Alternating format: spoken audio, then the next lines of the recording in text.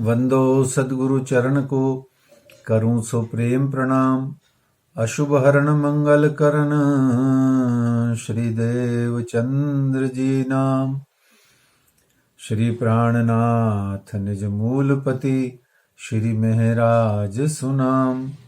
तेज कुंवर श्यामा युगल जी को, पल पल करूं प्रणाम, पल पल करूं प्रणाम। बोलिए श्री प्राणनाथ प्यारे की जय, धाम के धनी की जय। श्री सद्गुरु महाराज की जय, श्री श्यामा महारानी जी की जय। सर्व सुंदर साथ की जय। प्रणाम जी। कल तक हम 6 दिन की लीला में, पहले दिन की लीला में प्रवेश कर चुके थे, जिसमें हमने देखा कि जो नींद में देखिए सुपन, यूं उपजे हम ब्रजवधु जन। जो नींद में देखिए सुपन, हम ब्रजवधु जन आए। कहाँ आए सुंदर साथ जी? काल माया के द्वारा निर्मित प्रथम ब्रह्मांड, जिसका नाम है ब्रज ब्रह्मांड, इसमें हम आए। आज से लगभग 5500 वर्ष पूर्व, जहां पर गोकुल लीला का शुभारंभ होगा, जहां पर हम पहली बार ब्रज के ब्रह्मांड में आए। तो पहला ब्रह्मांड काल माया का ब्रह्मांड। और एक और बात है कि पहला ब्रह्मांड पूरी नींद का, दूसरा ब्रह्मांड आधी नींद आधी जाग का, और तीसरा ब्रह्मांड पूरी जाग का। ये पूरी जाग का होने के कारण, पूरी जाग का होने के कारण ये जागनी ब्रह्मांड है। अभी लेकिन इसमें सोए हुए हैं, वो अलग बात है। तो इस तरीके से काल माया का ब्रह्मांड, दूसरा हुआ योग माया का ब्रह्मांड, और तीसरा हुआ काल माया का प्रतिबिंब ब्रह्मांड। तो पहला दिन हुआ, पहला ब्रह्मांड हुआ, पहला स्वरूप हुआ, पहला इसके अंतर्गत काल माया का ब्रह्मांड हुआ, और इसी में ये पूरी नींद का ब्रह्मांड हुआ। कोई हमसे कहे, पूछे, या हम भी चिंतन करें, तो पहले ब्रह्मांड के बारे में 2-4 बातें बताई जाएं, तो हम ये कहेंगे कि 5500 वर्ष पूर्व, आज से 5500 वर्ष पूर्व, जब इस धरती पर 28वां द्वापर चल रहा था, 28वां द्वापर युग चल रहा है, ये 28वां ही चतुर्युग चल रहा है। 28वां सतयुग था, 28वां त्रेता है, 28वां द्वापर है, और आज वर्तमान में 28वां कलयुग है। तो हम ये कहेंगे पहले ब्रह्मांड के बारे में, ब्रज ब्रह्मांड के बारे में, कि 28वां द्वापर जब चल रहा था, यानी आज से लगभग 5500 कुछ वर्ष पूर्व की बात है। अच्छा, तो वाणी के बीतक के हिसाब से ये 6 दिन की लीला में कौन सा दिन है? तो कहेंगे हम पहला दिन है। फिर आपसे कोई ये कहे कि तीनों ब्रह्मांडों में ये कौन सा ब्रह्मांड है? तो हम कहेंगे ब्रज का ब्रह्मांड है। फिर अगर आगे बात बने कि ये कैसी वृत्ति, प्रवृत्ति और स्वभाव का है, तो बोले पूरी नींद का है, जो नींद में देखिए सुपन्न। तो इस तरीके से पूरी नींद का है। बनाने वाली शक्ति कौन सी है? काल माया की है, क्षणिक नश्वर, कुछ समय के लिए ब्रह्मांड बनाती है, फिर मिट जाता है। और इसी प्रकार से ये पूरी नींद का ब्रह्मांड है।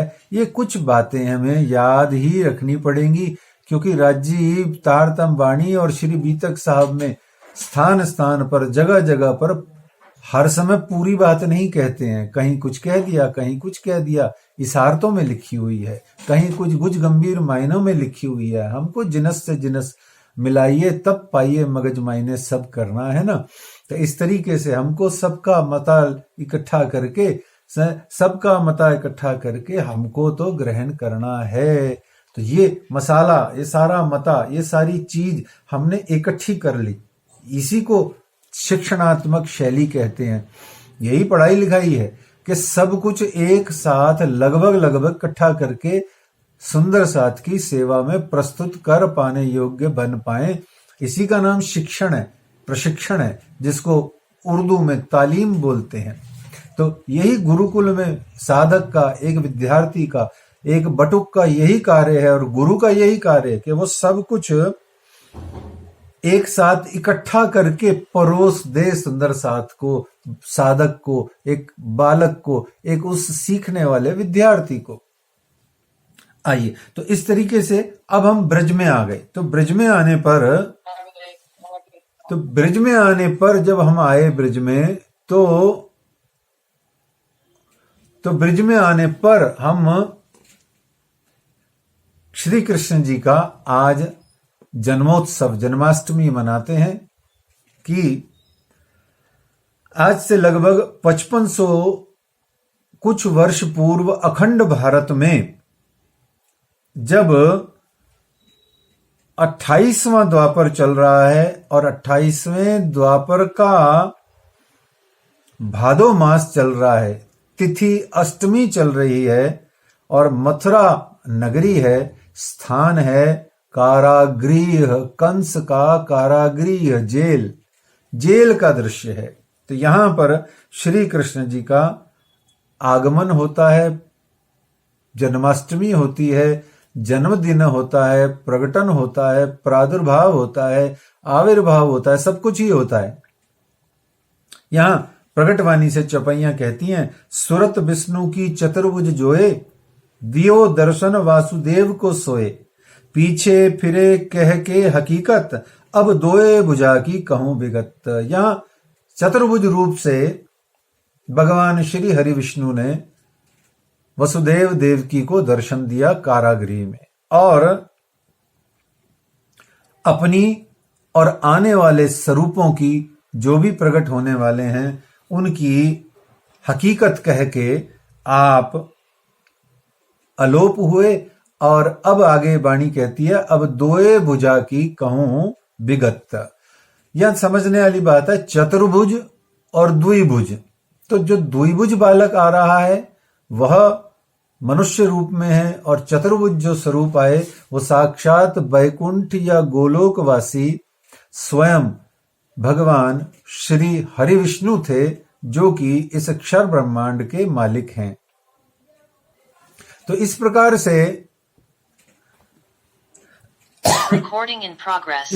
से जो सुरत विष्णु की चतुर्भुज थी वो अलोप हुई, और द्विभुज स्वरूप इस जगत में पहली बार मथुरा के कारागृह में प्रकट होता है, श्री कृष्ण के बच्चे के, बालक के रूप में। अभी नाम नहीं है, पर बालक श्री कृष्ण के रूप में। आगे कहते हैं, मूल सुरत अक्षर की जेह, जिन चाया देखूं प्रेम सने, सो सुरत धनी को ले आवेश, नंदगर कियो प्रवेश।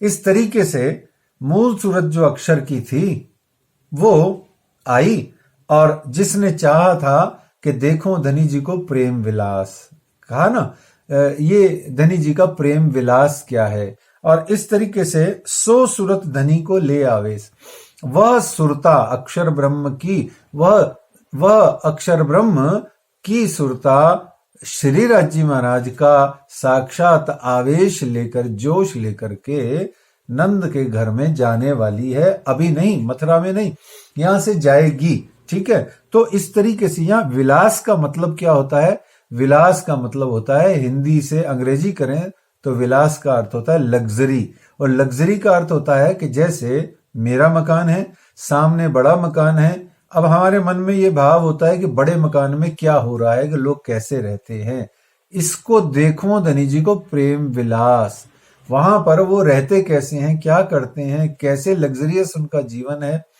किस तरीके से भव्य और दिव्य उनका जीवन है, ये अक्षर ब्रह्म के मन में आया था। देखो धनी जी को प्रेम विलास। इसी तरीके से कहा गया सुख विलास माहे नित्य वृंदावन, तो ये जब पद्धति आएगी तब जानेंगे। तो दो भुजा स्वरूप जो श्याम, आत्म अक्षर जोश धनी धाम। क्या है ये? दो भुजा है, स्वरूप जो श्याम है और आत्म अक्षर की है, जोश धनी धाम का है। सिंपल है बात। तो यहां श्री मुखवाणी के कलश ग्रंथ में भी कहा गया, जब वसुदेव जी, देखिए वसुदेव और वासुदेव में अंतर होता है। वसु के पुत्र वासु है ना, वासुदेव यानी श्री कृष्ण, वासुदेव यानी विष्णु, और वसु यानी राजा वसु जो उनके पापा थे, पिता थे। तो वसुदेव जी जब बालक को गोकुल ले चले और योग माया कन्या लेकर के आ गए थे, वो वाला जो प्रसंग है उसमें कलश ग्रंथ में कहा गया, वसुदेव गोकुल ले चले ताए न कहिए अवतार। और फिर कहते हैं दो भुजा स्वरूप जो श्याम, आत्म अक्षर जोश धनी धाम, और सो सुरत धनी को ले आवेश, नंद घर कियो प्रवेश। तो यहां महत्वपूर्ण बात समझने की इतनी सी है कि जो आने वाला स्वरूप है वह अक्षर ब्रह्म का है, उसमें श्री राज जी का आवेश है, और वह अब श्री कृष्ण बालक के रूप में नंद के घर में प्रवेश करता है, और इस प्रकार से यहां गोकुल लीला का शुभारंभ हो जाता है। यहां एक बड़ी प्यारी बात आपको जान के आनंद भी आएगा, गर्व भी अनुभव होगा, और अच्छा लगेगा आपको कि अच्छा इतने मेहरबान हैं राज्य हमारे। तो कहते हैं पीऊ 5 बेर हम वास्ते सागर में डारिया आप। और फिर कहते हैं एक जगह पर कि ऐसी मैं तुम्हें दिखाऊं दुनिया और पनाह में रखूं छिपाए। ऐसी मैं तुम्हें दिखाऊं दुनिया और पनाह में रखूं छिपाए। और कहते हैं कि हाँ, तुम हमको खेल दिखावन काज, हमसो आगे आए श्री राज। देखिए श्री राज जी इस जगत में पहले आए, कण मात्र समय पहले आए, 2 मिनट समय पहले आए, 1 मिनट पहले आए, और उसके बाद में जो बात आती है कि जो आज्ञा भई हम पर, तब हम जान्या गोकुल घर। तो जैसे ही आज्ञा भई हम पर, तो याद रखिए जहां परम धाम में चले जाइए, परम धाम में श्री राज जी ने खेल का मन में लिया और ब्रज ब्रह्मांड बना। ब्रज ब्रह्मांड में गोपिकाएं, उनका शरीर तो चल ही रहा है, पहले से ही उनका शरीर, उनका जीव चल रहा है। उन जीवों पर परम धाम की आत्माएं, सखियां जा करके गोपिकाओं के अंदर में जैसे ही बैठ रही हैं, से थोड़ा सा पहले आप अक्षरातीत पिया प्राणनाथ जी अक्षर ब्रह्म ने जोश आवेश के साथ में मथुरा के कारागृह में पहले जन्म लिया, बाद में गोपिकाओं के अंदर में परम धाम की आत्मा प्रविष्ट हुई। इसका अर्थ यह है कि राज्य हमारी सिक्योरिटी गार्ड है, राज्य हमारी पनाह, अपनी पनाह में रखते हैं। हमें अपने वो योगक्षेम वहामी हम, क्यों कहते हैं मैं सब कुछ तेरा वहन करूंगा, मैं तेरे से पहले यहां बैठूंगा, तुझे देखता हूं कि इस संसार में तुझे कष्ट संकट दुख होता कैसे है, मैं बैठा हूं यहाँ पे। जो दुख मेरी सैयन को ताए आड़ा देऊं मेरा अंग, वो पहले बैठे हुए हैं। धनी न देवे दुख तिल जेता, जो आपन करिए विचारी जी। अरे दुख आपन को जो होता है वो हमारी ही गलती से, हमारी ही मोह, हमारी ही कामनाओं से माया करत है भारी जी। राज्य थोड़ा ही दुख देते हैं, राज्य तो सुख देने के लिए आए हुए हैं।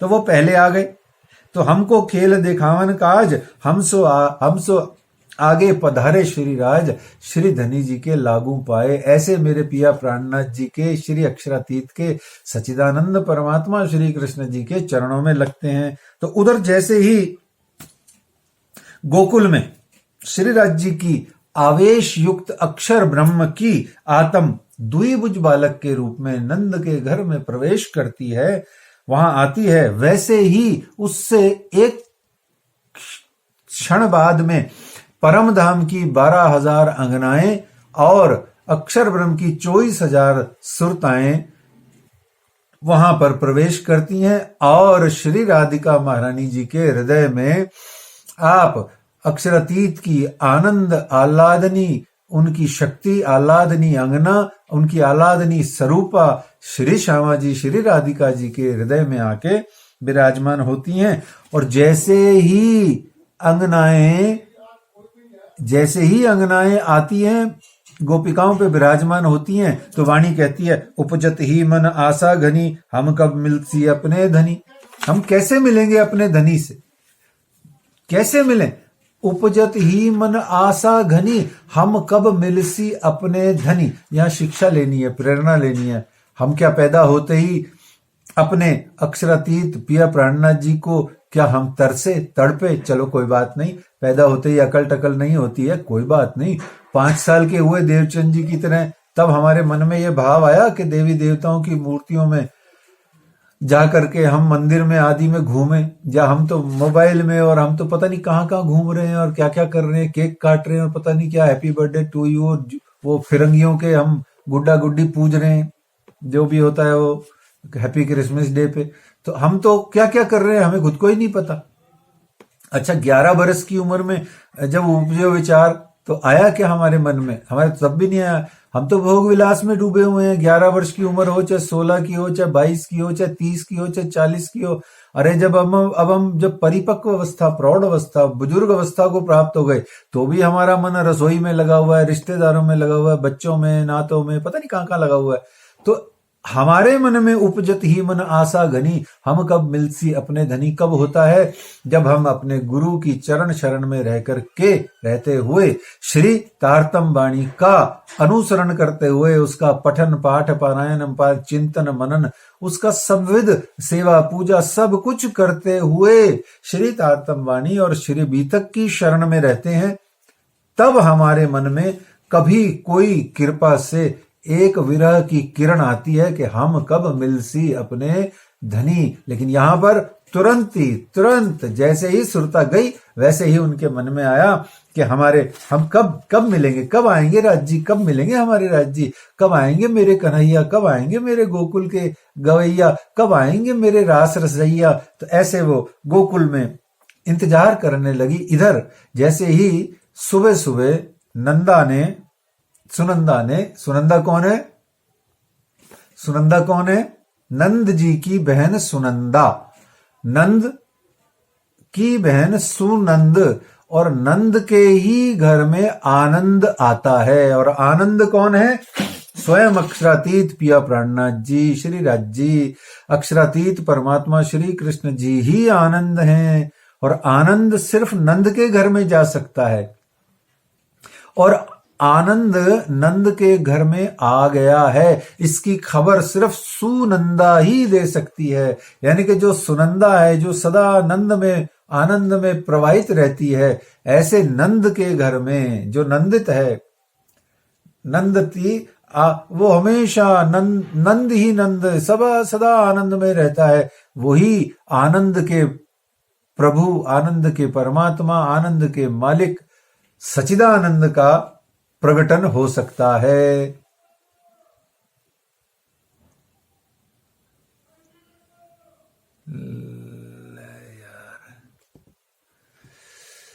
श्री राज श्यामा जी,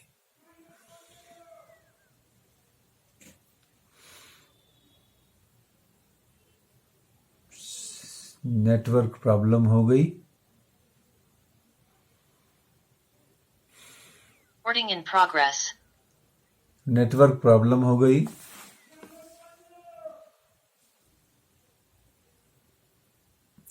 आवाज आ रही है सुंदर साथ जी?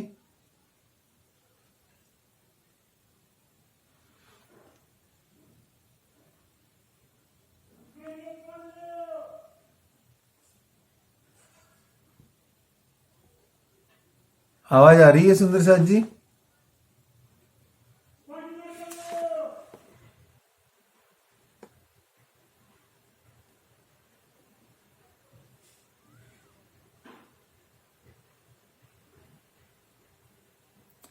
प्रणाम जी, आवाज आ रही है क्या? आवाज आ रही है सुंदर साथ जी? हाँ, तो इस तरीके से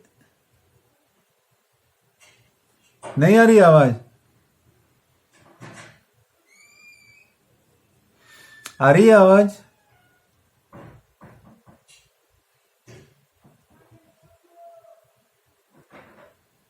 आवाज आ रही है? प्रणाम जी।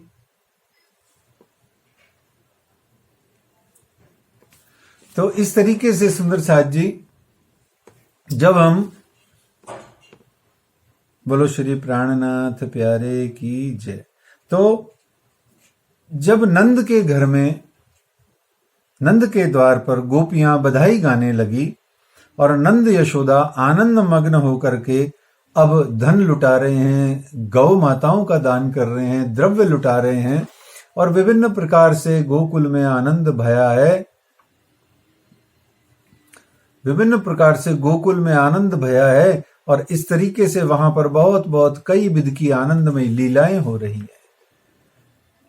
नंद और यशोदा माता जी, नंद बाबा जी की खुशी का आज ठिकाना नहीं है। इसीलिए तो हम गाते हैं, नंद के आनंद भयो जय कन्हैया लाल की, हाथी घोड़ा पाल की जय कन्हैया लाल की, आनंद उमंग भयो जय कन्हैया लाल की, गोकुल में आनंद भयो जय कन्हैया लाल की, हाथी घोड़ा पाल की जय कन्हैया लाल की। ऐसे हम गाते हैं। इस तरीके से अब छठी के दिन में उनका नामकरण संस्कार होता है। नाम रखा जाता है उनका श्री कृष्ण। नाम रखते हैं गर्गाचार्य जी, ऋषि शांडिल्य जी के साथ मिलकर के आपका नामकरण करते हैं और आप वहां पर श्री कृष्ण के रूप में प्रकट होते हैं, जिसके लिए श्री तारतम वाणी में, जिस श्री कृष्ण नाम की महिमा के लिए श्री तारतम वाणी में कहा गया, पर न आवे तोले एक ने, मुख श्री कृष्ण कहंत, प्रसिद्ध प्रगट पाधरी किवता किव करंत। इस तरीके से श्री कृष्ण नाम की महिमा है। सचिदानंद परमात्मा है, श्री कृष्ण है और इसी श्री कृष्ण नाम की महिमा को सारे विश्व ब्रह्मांड में आज भी विभिन्न रूपों से, विभिन्न लीलाओं से, कई कई प्रकार से गाया जाता है। भागवत के अंदर में 19 बरस तक श्री देवचंद्र जी महाराज ने इन्हीं लीलाओं का आनंद मंगल किया।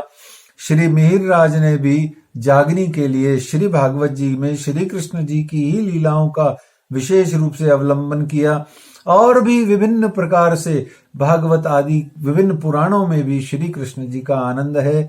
भगवत गीता भी श्री कृष्ण जी की जुबान है और महाभारत के अंदर में भी श्री कृष्ण जी की बहुत बहुत लीलाएं हैं। कहने का भाव कि कृष्ण कृष्ण सब कोई कहे पर भेद न जाने कोई, कृष्ण कृष्ण सब कोई कहे पर भेद न जाने कोई, नाम एक है सही पर लीला त्रिविध होए। ये सिर्फ श्री तारतम वाणी से, श्री निजानंद प्रणामी संप्रदाय के अंदर में ही इस बात का आपको ये सुंदर भाव और स्पष्टीकरण और वर्गीकरण मिलेगा कि श्री कृष्ण तो एक ही दिखते हैं, नाम रूप और शरीर तो श्री कृष्ण जी वही हैं, परंतु उनका त्रिविध स्वरूप है। यहाँ बहुत अधिक पंडित पांडित्य पूर्ण शैली में इनका वर्णन नहीं करते हुए सिर्फ त्रिविध स्वरूप को एक सरल भाषा में हम जनरल तरीके से समझ करके आगे बढ़ते हैं। देखिए, जब आप गोकुल में हैं तो आप बाल कृष्ण लाल की जय, आप बाल कृष्ण लड्डू गोपाल के रूप में हैं। जब आप वृंदावन में हैं तब आप वृंदावन बांके बिहारी रास बिहारी के रूप में हैं।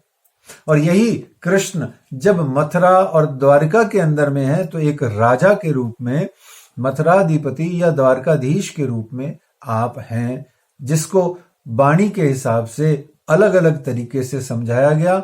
सो हम आने वाले समय में इसको विस्तार से जरूर समझेंगे। अभी सिर्फ इतना ही समझें, 3 रूप हैं, बाल कृष्ण लाल, वृंदावन बांके बिहारी और तीसरा द्वारकाधीश। तो इस तरीके से इनमें इन्होंने श्री कृष्ण जी के त्रिविध रूप का वर्णन हुआ। परम धाम में सभी सखियां ब्रज में अपने इस 11 वर्ष और 52 दिन तक की ब्रज ब्रह्मांड का जो समय है, उस लीला में आप अपना मूल स्वरूप सारी सखियां भूल गई और बाल कृष्ण लड्डू गोपाल श्री कृष्ण जी की विविध प्रकार की अनन्य अनन्य अन्य अन्य न जाने कितनी कितनी लीलाओं में, हर पल हर कण कण में लीला हुई है। भागवत में और उन सब ग्रंथों में तो बहुत कम वर्णन है, पर पग पग पर, पल पल पर, हर एक क्षण क्षण में इतनी लीलाएं करी हैं श्री कृष्ण जी ने कि सखियां सब उन्हीं लीलाओं में पूर्णतः उनके प्रेम में निमग्न हो गई और अपना कामकाज करती, परंतु मन सदा श्री कृष्ण जी के ही स्वरूप में, उनके ही दर्शन दीदार में लगा रहता। जिसके लिए कहा गया, परिक्रमा ग्रंथ में चौपाई भी आती है, बैठते उठते चलते सुपन सोवत जागृत, बैठते उठते चलते सुपन सोवत जागृत, खाते पीते खेलते सुख लीजे सब विद इत। तो इस तरीके से वहां पर कहा। और फिर ब्रज ब्रह्मांड का आपने महामती श्री प्राणनाथ जी ने रास ग्रंथ में भी वर्णन किया। प्रेम सेवा, यही महत्वपूर्ण चौपाई है सुंदर साथ जी, जो हम सब सुंदर साथ को अपने जीवन जीने का आधार बनाना है। यही आधार है, इस जागनी ब्रह्मांड में ये आधार है। प्रेम सेवा वाले प्रगट की धी ब्रज तणी आवार, वचन विचारी ने जोइए काई नर सैया तना निर्धार, के प्रेम सेवा वाले प्रगट की दी। इस तरीके से जो श्री जी साहिब जी कहते हैं कि जो नरसैया ने वचन कहे हुए हैं वो सब गोकुल लीला के लिए बिल्कुल सही हैं, सत्य हैं। अन्यथा गोकुल लीला बड़ी मोटी छे, बहुत बड़ी है, बहुत विस्तारमय है। तो नरसैया का नाम लेकर के आपने कह दिया कि आपने नरसैया ने भागवत के आधार पर जो जो लीला कही है वो सब आप हमारी अपनी लीला के अंतर्गत आती है, उसे आप श्रवण कीजिए। तो वहां ब्रज में प्रेम सेवा ही आधार था। जागनी ब्रह्मांड में भी कहा गया, तमें प्रेम सेवाए पामशे पार। तो कहते हैं कि ब्रज लीला में उठता बेसता रमता वालो चित थी अलगो न थाए। उठता बैठता रमता, उठते समय बैठते समय रमते समय, वालो चित थी ते अलगो न थाए, कि वाला जी से, पिया जी से अपना चित्त अलग अलग नहीं होता था। ज्यारे वन पधारता त्यारे खिन बरसा तो थाए। और जब आप सुबह जब वन में गैया चराने जाते थे तो सखियों को पीछे ऐसे लगता था जैसे युग युग बीत गए, कितना कितना समय बीत गया। इस प्रकार से जब श्री कृष्ण जी रात को गौचारण से आते, शाम को आते, तब तक आप सखियों का समय रोते रोते उनकी याद में, उनके स्वरूप में, उनकी बातों में ही बीतता था। महामती जी कहते हैं कि इस समय कि हमारा यही जीवन होना चाहिए, हमारा जीवन जीने का आधार यही होना चाहिए। एणे पगले आपन चालिए, पगला एरे परमाण सुंदर साज जी। तो यहाँ पर ब्रज लीला में इतनी अच्छी अच्छी बातें उन्होंने करी। और श्री इंद्रावती जी ब्रज लीला की महिमा कहते हुए कहती हैं कि जिस पंथ को, जिस प्रेम और सेवा के, जिस ध्यान और चितवन के पंथ को हमने ब्रज गोपिकाओं ने, हमने मतलब जो ब्रज में अपनाया था, आज जागनी ब्रह्मांड के इस फेरे में भी हमको यह अपनाना है। उन्होंने गौपद समझ करके ब्रज ब्रह्मांड को उलांग दिया। आज जागनी के ब्रह्मांड में हमको भी इस मोह माया रूपी संसार को, इस घर परिवार को, इस देहाध्यास को गौपद बच समझ, गाय के बछड़े के खुर के समान खड्डा समझ के उलांग करके आगे निकल जाएं। इसी ब्रजलीला को जीवन जीने का आधार बनाना है। आज इतना ही समय हो गया है। बोलो